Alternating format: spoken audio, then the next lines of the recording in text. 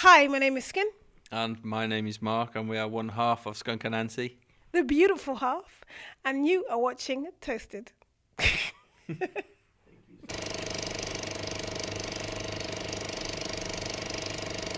Hey, talking about politics, of course, a lot of stuff is happening right now. I mean, we're probably on the verge of World War III. Turks just shot down a Soviet fighter plane. A couple of bombs went off in Paris. People got shot in a concert hall. What's next? Guys, so absolutely fucking depressing, isn't it? I mean, oh gosh, I mean, we have a song on the album called Bullets, which was originally called War, but we changed it because we know somebody will ban us because of it. And it's just that feeling. The chorus for me just sums it up. This like, you know, uh, nothing's gonna stop. Nothing's gonna stop him. Nothing's gonna stop him, but nothing's gonna stop you either. You know, and that just for me sums up that situation. It sums up the whole kind of thing of like, what's this war going to be about? Are we going to have Muslim fighting Christians? I mean, that historically, has that ever worked? Has there ever been a winner in that situation when ideology goes up against ideology? No, it doesn't work. And to feel that we're falling into the same trap, that history is just going to repeat itself. And I don't know. It's. I don't know what to say. I mean, you'd think at some point we would learn from history and we would start to have a different, more intelligent approach to this kind of situation. But we don't. We just throw. Well, you bombed me, so I'm just going to bomb you, and everyone's going to be fine, and we're all going to be saved, and that's going to finish it. It's like it's not. Hey, for you guys as a band, I mean, a lot of American bands are canceling their gigs, and when I talk to my American friends, I go like, "I hope you guys are still safe in Amsterdam, because I hear it's really, really dangerous in Europe right now," which of course is. Well, if you're in America and you watch American news, it's so weirdly distorted that their whole impression of what's happening in Europe is just like you're just thinking, what are you talking about? Yeah. What are you talking about? I mean, their press and their TV stations, it's all so right wing anyway. And they just to me it just seems like they just make stuff up. Many times I've been in America and it's kind of like you see them talking about Europe as if it's like one country. And they really don't understand European politics at all, and so I'm not surprised Americans think that, because they think that, and it's weird because in some ways they think, oh, it's a European problem and they're somehow safe. And it's kind of like, well, didn't 9/11 start all this shit? So you guys aren't so safe. No one is safe in this situation. So I don't know. I honestly don't have any solutions for the situation. I just watch it get worse and worse by the day, and it gets more and more depressing by the day. I mean, if the Bataclan is open, we'll play there. We're not going to run away from that, But I can see why people are cancelling tours, because at the moment it's very incendiary. You don't know what's going to happen. It's everyone's living in fear right now, which is the aim. This is the aim of the exercise. They're winning. They're getting in the heads, and that's the thing. It's our job to kind of get on with it and do what we do, and not be afraid to go and do our jobs, As I was thinking, I mean, after the attack in the Bataclan, this is actually one of the first times ever that it gets so close to you that you think, wow, this could be my friends, because all my friends like that band. I mean, we interviewed that band a couple of times, It could have been anyone that I know. Could have been you in that audience. It could have been us, Yeah. our gig in February, Actually, our record company boss, he was supposed to go with two of his friends, and he cancelled last minute, didn't go, and his friends died. So, it is quite close to us. So we had about 3 or 4 people that were part of our production company, part of our team that didn't survive that night. So, and we're supposed to be playing there. This could have all happened in February. And it's not the first time. It's not the first time I've been close to a situation like that. In England, we were brought up with the IRA, so we had bombs going off all over the place. When I was a child, I was very close to the Liverpool Street bomb when I was there when that went off. Walking towards the station when it went off. So it's something that in England we're kind of, we're more aware of, we're used to, because of the situation with the IOA. But it doesn't make it any easier. It doesn't make it any more solvable. Glad you guys are still playing. Actually, you guys are touring, right? In January the tour starts. Yeah, February the tour starts. Yeah. Tour starts in February in Manchester on the 4th, and then it goes all the way. It's just a short warm up tour really for whatever comes after that. I'm not sure what it's going to be, but certainly the festival season we'll be getting involved in that. So. Personally, I was really stoked to see you guys play here just around the corner in the Paradiso Club, which is like, I think that's my favorite size club, like 1,500 people in an old church building. Really glad that you guys are playing there as well. Yeah, we haven't played there in about 7 years, and as I say, because we're playing there because it's nice. It's a really good size for a little warm-up tour, and it's sold out really quickly, so it's going to be killer. Doesn't it didn't make you guys think like, okay, we've been away for 4 years, we do a couple of gigs, and it sells out so quickly? And sometimes you need to kind of go away and be missed. We did 7 years of touring, so we were playing kind of every year. And I think for us, we were just like needed a break, and it was sometimes it's good for us to have a little break so people can miss us, and have all the other bands play, and then we come back and remind people why we're the best in the world. I'm glad you said that. Hey, so 10 songs and probably 11 songs. Will there be vinyl? Yes, there is vinyl. There is vinyl. There is vinyl. Absolutely. Thank you very much. Yes, sorry. Where is it available? Actually, is it all? Can you order online? Is it on Discogs, or you have to go to your record shop? Because record shops have gone almost all over the world. I think that it'll be available where it can be available in terms of retail, but it'll be available on the website as well. Yeah, on our merchandising store. Yeah. Sweet. Let me see. Oh yeah, the production. Tom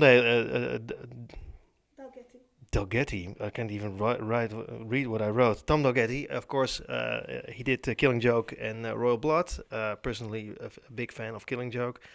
How did you get in touch? Well, we really liked the Bands of Skulls album. We really liked the Royal Blood album. And so we were just like, who's done that record? Because we really liked the sound of it. And we really wanted to work with a producer that we could trust so that we could take our hands off. We want to work with a certain size.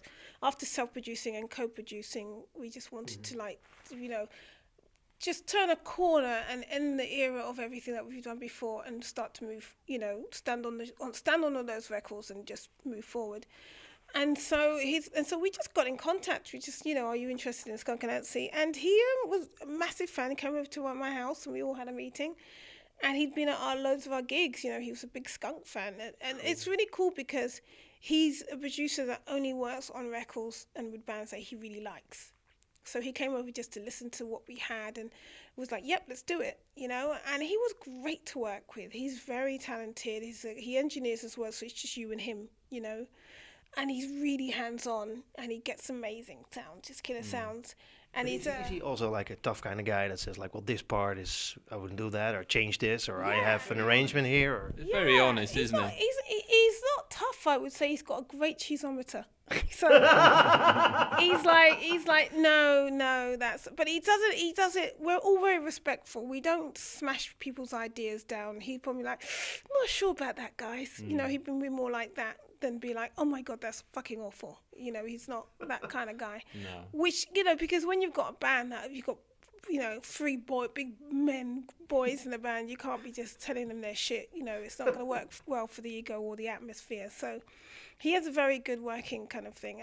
And it was really nice to just have someone we can trust to just get on with it. And we come in and do our bits and we have discussions and we write the songs. I was writing the songs in the studio with him and the rest of the boys. We just like rewriting choruses and getting things better and better and better.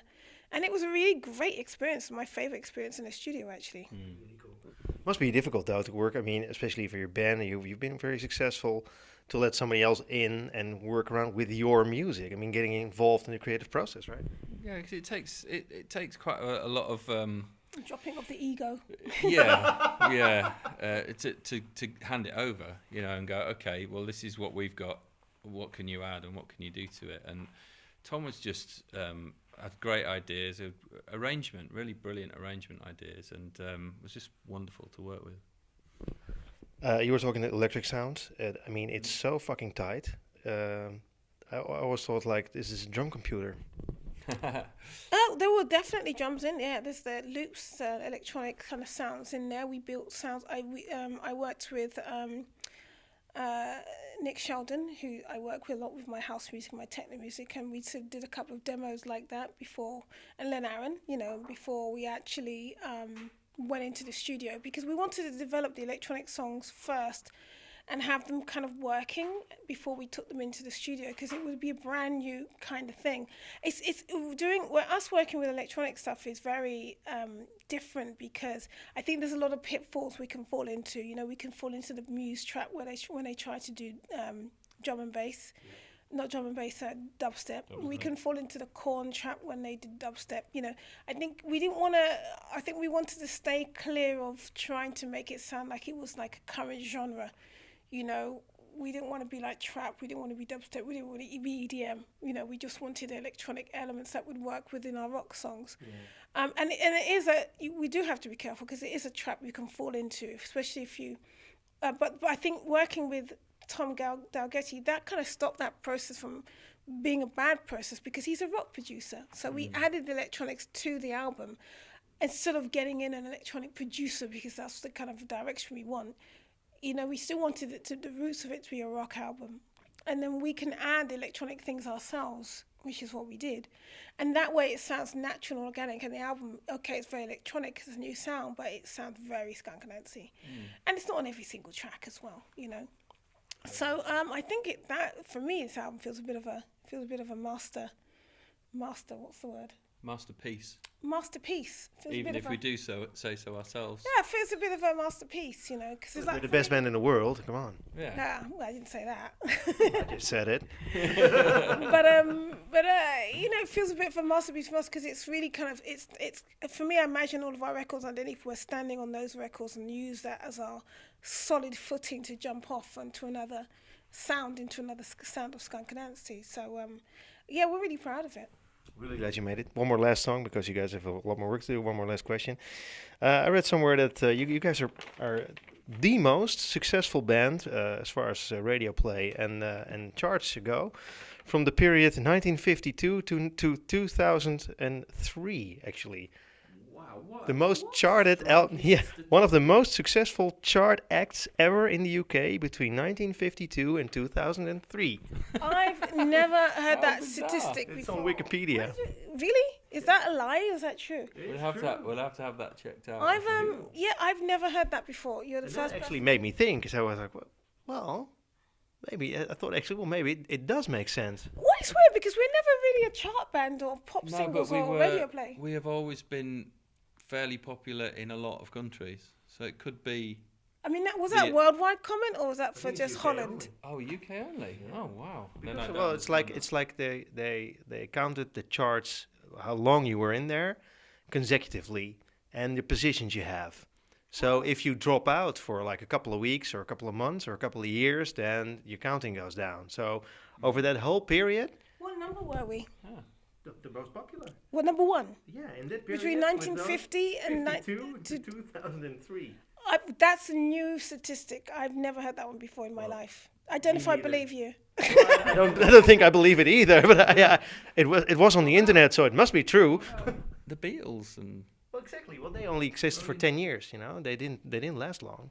We only lasted for 7 the first time around. I suppose we've been around for 21 years now. I know it's a fantastic statistic. Statistics don't normally work in our favour, so that's a nice one. If that's true, there must be a bank account somewhere that I'm missing. Yeah, exactly. Yeah, who's got all that money? Yeah. Probably Adele's got it.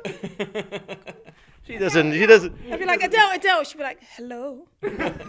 All right, listen, you got our money. It's me. I want my money. What actually do you think of this whole hype? Because I saw a lot of videos passing by on the web where people are trying to avoid seeing her or hearing her, like pushing buttons on the radio in the car. You hear the same song all the time. Walking to a store, see her face. Walking to another store, hear the music again. It is crazy. It's all over the place. I like it. Because I like her, and I like, it's like this is I probably like the last album better. But do you know what? The music industry needs people to be excited about music, and if it's Adele and it's British, this is British act, an East End British London act. So it's like one of ours. It's like homegrown, and I'm really happy for her. She's got a fantastic voice. Yeah. She's not a typical pop star at all. She doesn't look like or behave like a typical pop star. And I think it's really freaking refreshing that somebody like her, is like a worldwide smasheroonie. Of course, she's going to get, like, it's all going to backfire. People are going to start slagging off because that's what British do. We hate successful people. But, I'm really happy for her, and I'm really happy for the album, and I think it's funny because people will go to iTunes to buy the next Adele, and then they'll see our record advertised or somebody else's, and they might buy 2 or 3 albums that day. So we all get helped by it, It's like we can shoot ourselves in the foot and slag her off, but it helps the industry, it helps all of us to have people going out and buying a record like Michael Jackson Thriller stat level, So no, I'm happy about it. Thanks so much, guys. Thank you. Pleasure.